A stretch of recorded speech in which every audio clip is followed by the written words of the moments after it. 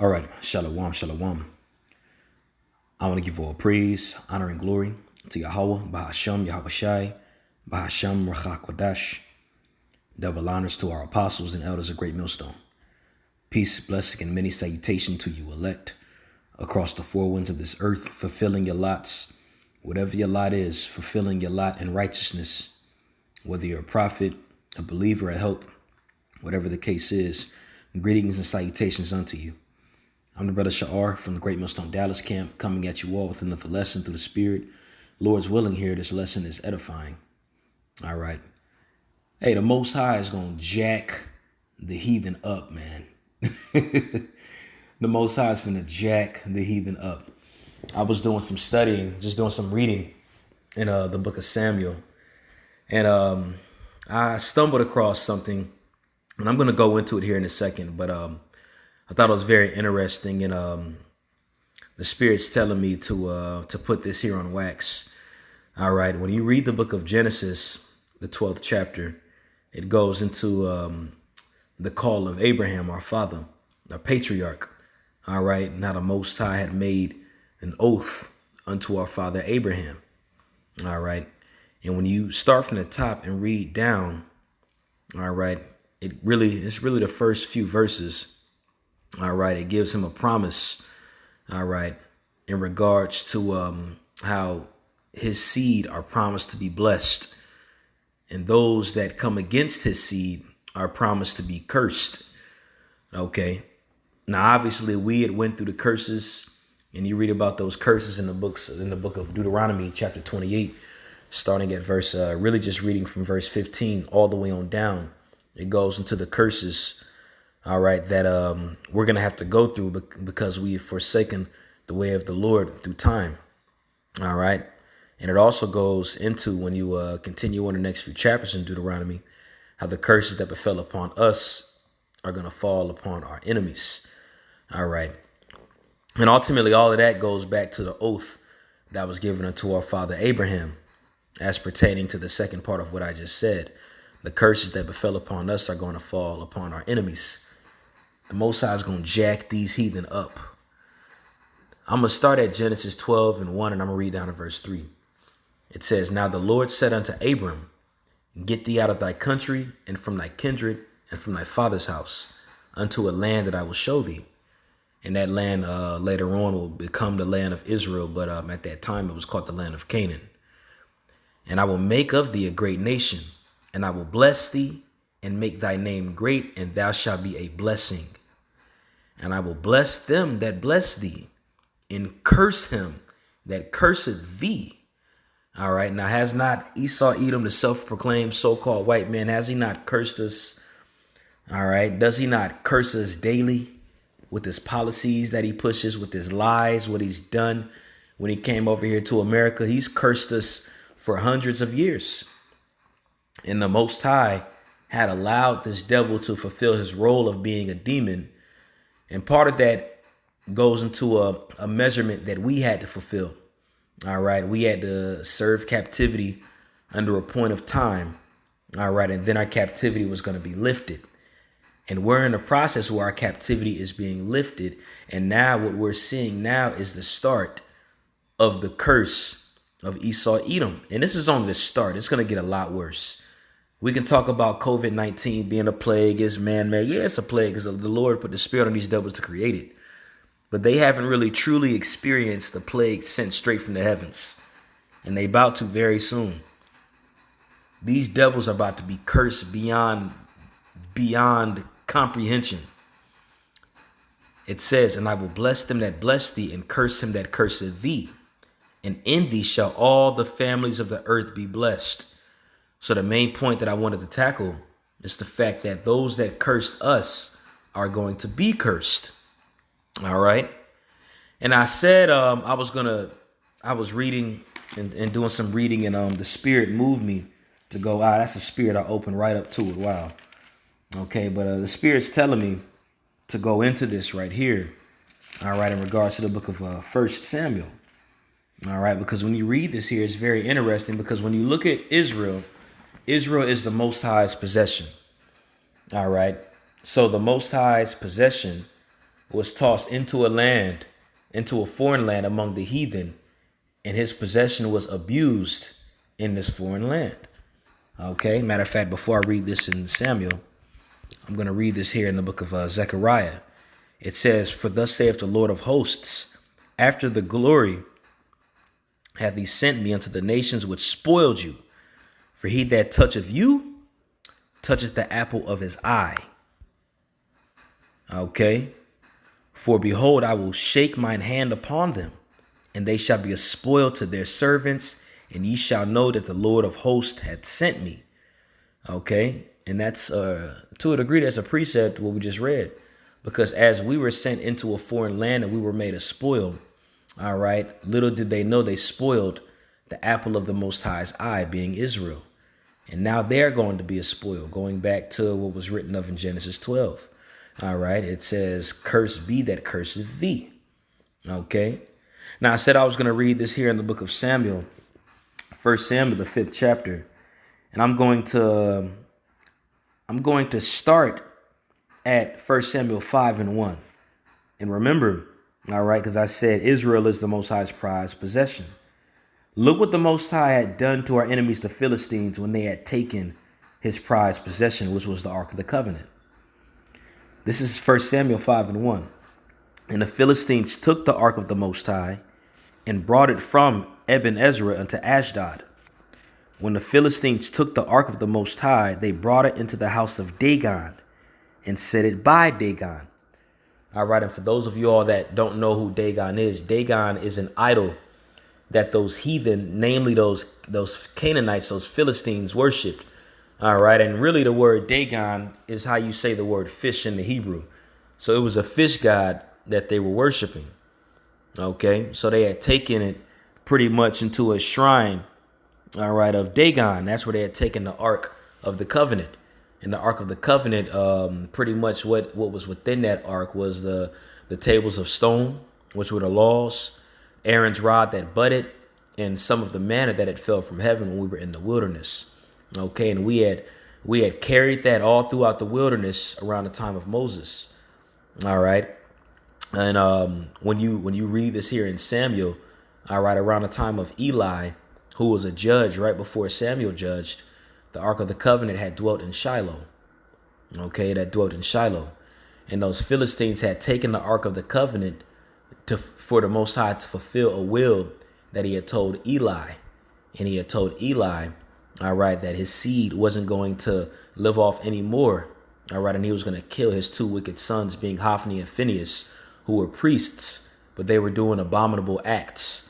Okay, so the Most High had Eli's two children killed, and the Most High had those Philistines to take the Ark of the Covenant. Okay, now this is what happened when the Philistines had taken the Ark of the Covenant. They had placed it over there in their shrine where they worshiped Dagon.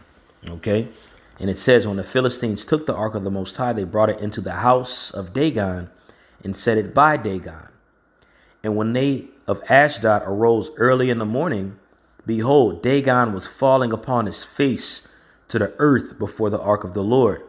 And they took Dagon and set him in his place again. Notice the Most High is so slick how he did that.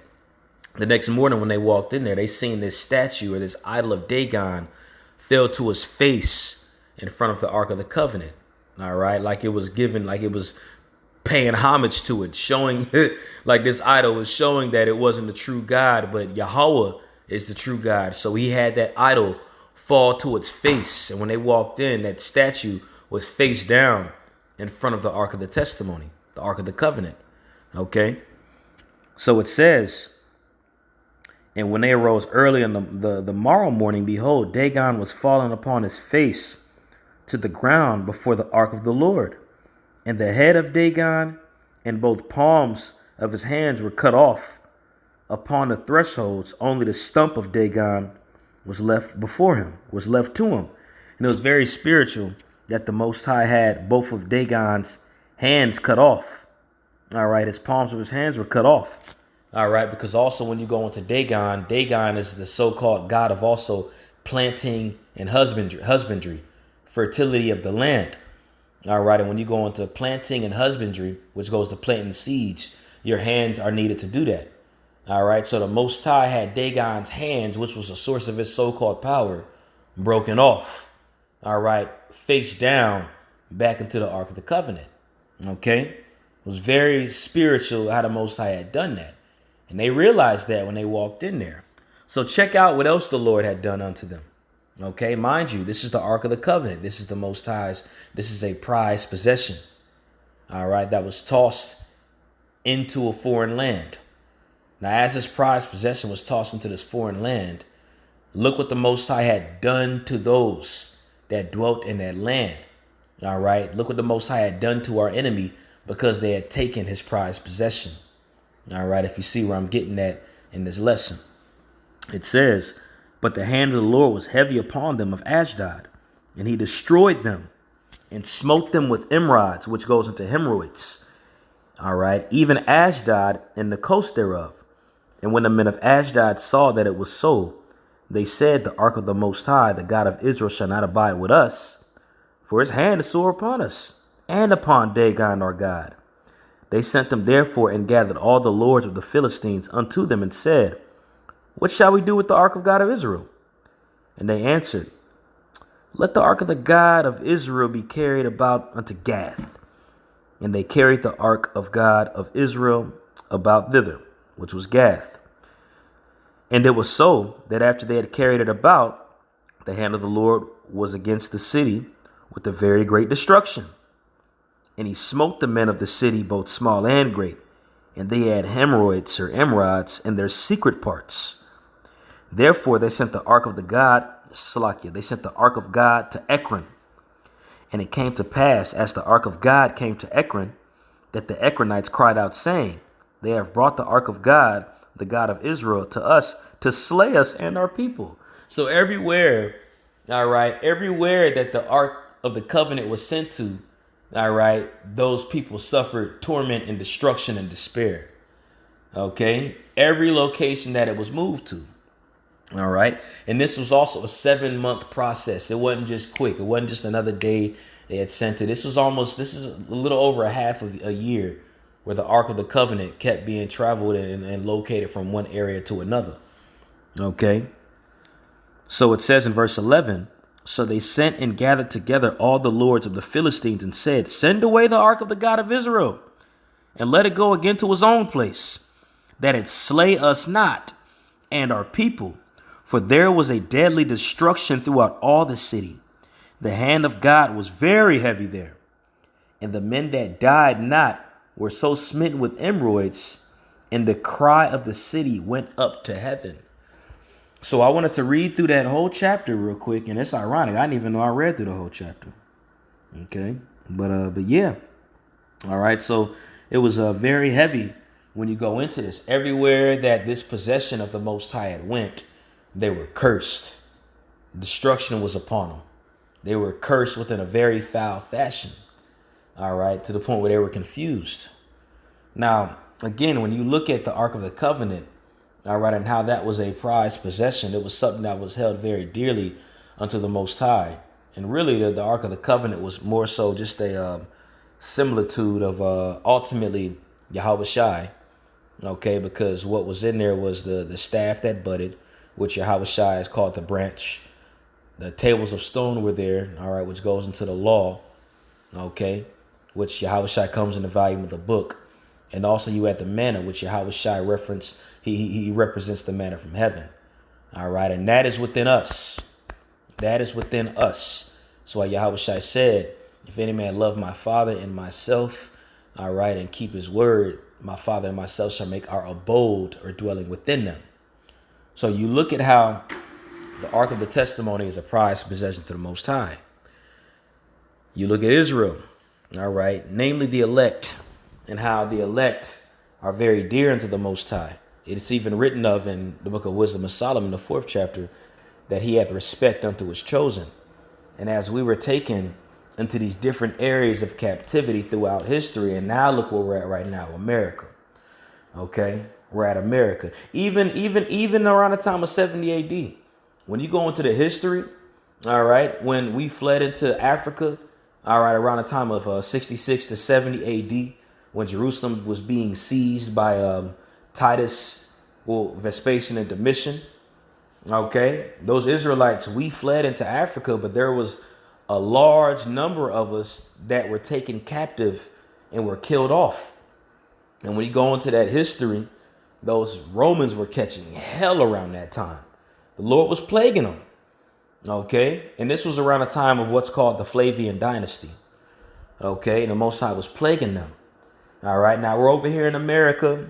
We've been serving captivity for 400 plus years. And even for you brothers and you sisters that might be in different areas of the world, all right, that have been a byword and a reproach, just know, we know this already. But for those newer ones that are coming in, all right, and that might feel like, dang, they keep getting over on us. Man, these devils keep having their foot on our neck. It's all good. The Most High is about to jack these heathen up. He's about to jack these heathen up, man. And when you read it in the book of, I read it early in 1 Samuel 5, going into Dagon and how Dagon was moved. Dagon was moved when the presence of the Lord was there. All right. Just imagine when the chariots come. All right. That idol was moved within the presence of the Ark of the Covenant. All right. Just imagine when the chariots come. Matter of fact, that leads me to this real quick, just as another example. It's the book of Isaiah 19:1. The burden of Egypt. When you go into that word burden, hey, when the Ark of the Testimony was over there in the land of the Philistines, it was a burden to those Canaanites. Okay. When you go into that word burden here, that word in the Hebrew is, that word is pronounced mashah. And it says load, bearing, burden, lifting. All right. Pretty much just a bearing or a weight. All right. So it says the burden or the weight of Egypt. Behold, the Lord rideth upon a swift cloud, which goes into those chariots, and shall come into Egypt. And the idols of Egypt shall be moved at his presence. And the heart of Egypt shall melt in the midst of it. All right. Now, this Egypt right here is spiritually talking about America. All right. But you notice it said the idols of Egypt were moved at his presence. Just like that idol of Dagon was moved at the presence of the Lord. So when the Lord comes back and gets us, he's going to make it known, and all these idols are going to be moved. This whole place is being moved right now. And an idol doesn't only have to be a statue no more. An idol is anything that's set up on high. That's worship pretty much. And all that's being moved right now. Okay. All that's being moved, showing that it doesn't hold any power. These celebrities, you got Cardi B smoking 3 cigarettes, at a time because she's stressed out and she's posted it on social media. She's an idol. All right. I mean, look at these people. You got celebrities dying. Okay. Look at football. The stands are empty in NFL. They had to play these basketball games in a bubble. All right. These idols are being moved at the presence of the Lord. And that's not even including when Yahushua comes back on that chariot. All right. Because just when the Ark of the Testimony was over there among those Philistines were cursed. They were cursed. Just wait when Yahushua comes back with his chariots. The Lord's going to bring a pestilence again in a very severe way. And that actually leads me to this as well in the book of Habakkuk. And I read this earlier in a lesson I did earlier today. But the Spirit's telling me to go back into this because I want to point this out. Because I read earlier in Isaiah 19 that the Lord is coming in that cloud and these idols shall be moved at his presence. Okay, just as Dagon was moved and there was pestilence that happened afterward to the heathen. Okay, this is Habakkuk 3:4. It says, and his brightness was as the light, and he had horns coming out of his hands, which those horns represent plagues of light. I'm sorry, not plagues. I'm sorry about that. It represents beams of light or lasers. And there was the hiding of his power. Check this out. Before him went the pestilence, and the burning coals went forth at his feet. All right. I'm going to read that in the NLT. Habakkuk 3:5. Pestilence marches before him. Plagues follows close behind him. Close behind. Now, jumping back to 1 Samuel 5, going into the Ark of the Covenant, that's what happened. After them idols was moved, there was pestilence and plagues that followed those Canaanites. Everywhere the Ark of the Covenant went, plagues followed afterwards. And really, if you want to get down to the nitty gritty, that was on a low level. All right. Just wait till Yahushua comes back. When I read in Genesis 12 where it said, "Cursed be that curseth thee," oh, we getting ready to see them curses. Just wait and see what the Lord about to do to these people. Just wait and see what the Lord about to do to these heathen, to these devils. All right. You think them hemorrhoids is bad that he gave them to those Hamites, man. That's only a piece. That's a laugh. That's a giggle compared to what the Most High is getting ready to do, starting with Esau, Edom. Okay. And that actually leads me to the last precept that I want to bring out in the book of Baruch, the 4th chapter. Bear with me one sec. Baruch chapter 4. And the main point is in verse 32. Let's see here. Hold on, Shalaki, y'all.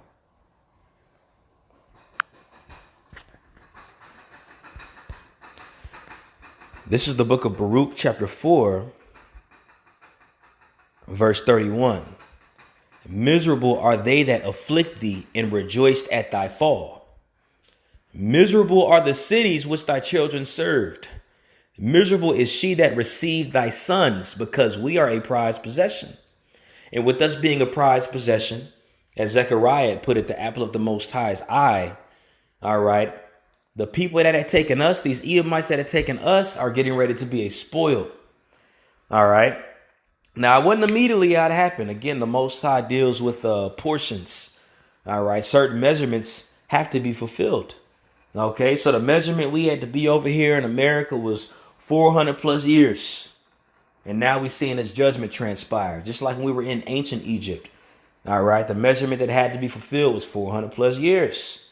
All right. 400 years. And then the Lord started plaguing Egypt.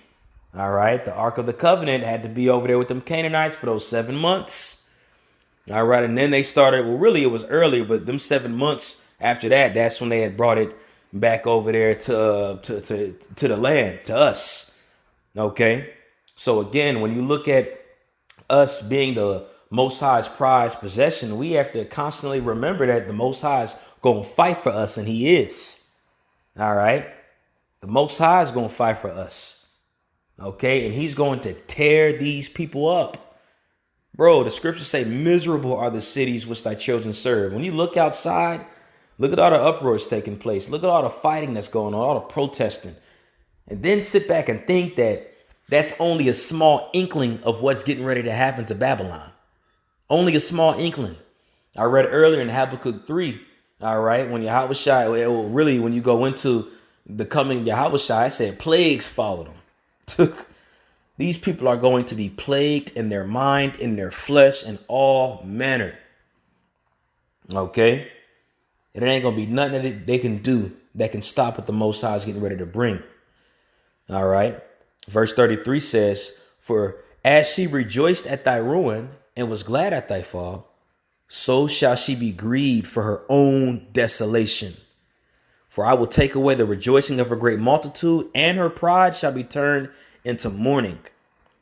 For fire shall come upon her from the everlasting, long to endure." It says long to endure, which shows you the Lord deals with measurements. Okay, it long to endure. Meaning we had to be afflicted for a long period of time, but that don't mean the Most High forgot.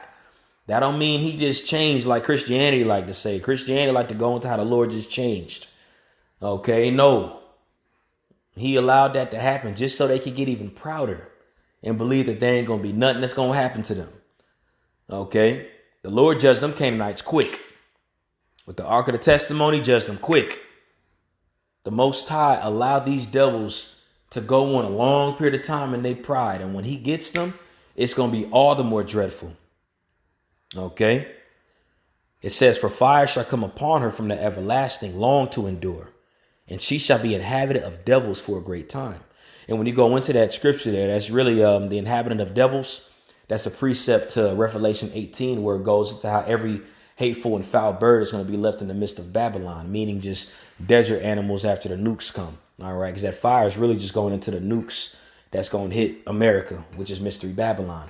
And later on, when the kingdom's already established and everything, after the fire proceeds, or not proceeds, but succeeds, I guess. All right. When it recedes, Salakia, when the fire recedes, all right, later on in time, it's going to be different beasts that's going to dwell over here. And that's what that's going into, where it says devils. Okay.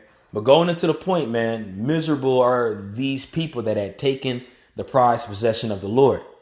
All right. And I wanted to go into that example in 1 Samuel 5 in regards to the Ark of the Covenant being taken, which was a prized possession, and how those Canaanites were being afflicted and plagued and destroyed. All right. And how much more dreadful it's going to be to these devils, these Edomites that had taken us, because we are a prized possession of the Most High. All right. We are a very high prized possession. We're high value to the Most High. So the Most High is going to destroy these people in a more dreadful fashion than he had destroyed those Canaanites for taking the Ark of the Covenant. Okay. So rejoice, because this place is finished and we finna receive our reward. Okay. And I'm going to end it off on that. Lord's willing, that was edifying. I want to give all praise, honor, and glory to Yahweh, Bahashem, Yahweh Shai, Bahashem, Rachakodash. Double honors to our apostles and elders of Great Millstone. Peace and blessing and many salutations unto you elect, fulfilling your lots in sincerity and in truth. Shalom.